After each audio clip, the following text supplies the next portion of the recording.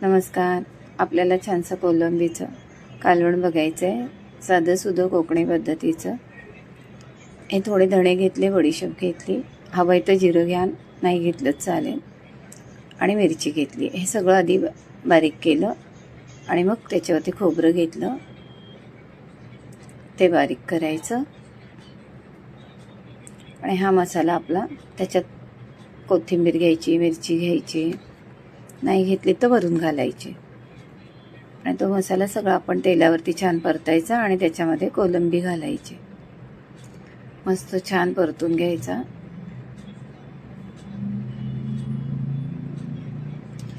आलं लसूण घालायचं.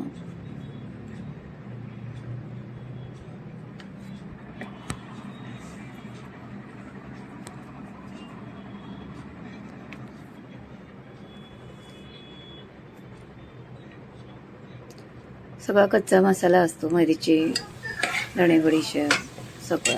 आता थोडा टोमॅटो घातला. टोमॅटो थोडाच घालायचा कारण आपल्याला कोकम घालायचं असतो वरून, किंवा आंब्याची उसरी म्हणतात आपण कोकणातली, ती घालायची. थोडासा गरम मसाला घाला. असंच नुसतं मिरची आणि धणे बडीशेप यातच खूप छान होतं आपलं कोलंबीचं कालवण. मीठ घातलं. आता छान मस्त बघा आपलं छान तेलावरती मसाला कोलंबी परतून झाली आहे छानपैकी.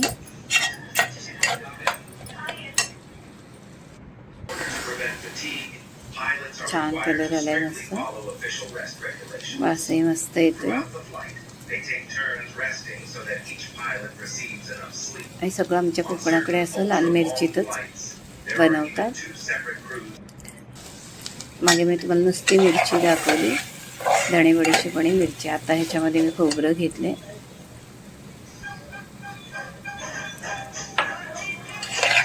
कांदा वगैरे नाही घेतला. कधी कधी कांद्याचं पण घालून आपण बघितलंय.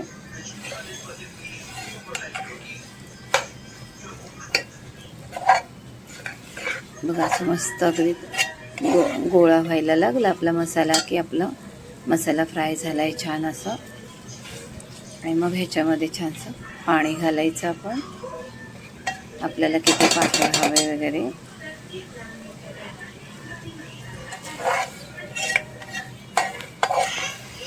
बघा कसं छान मस्त, जसं मस्त दिसतंय तसं मस्त वासही येतोय.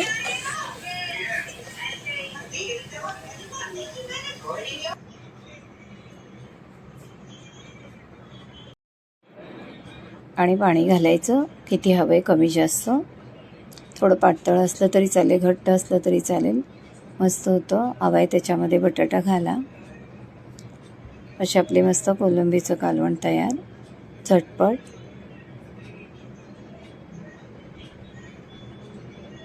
आता छान उकळी येऊ द्या आणि मस्त भाकरी चपातीसोबत खा. नमस्कार.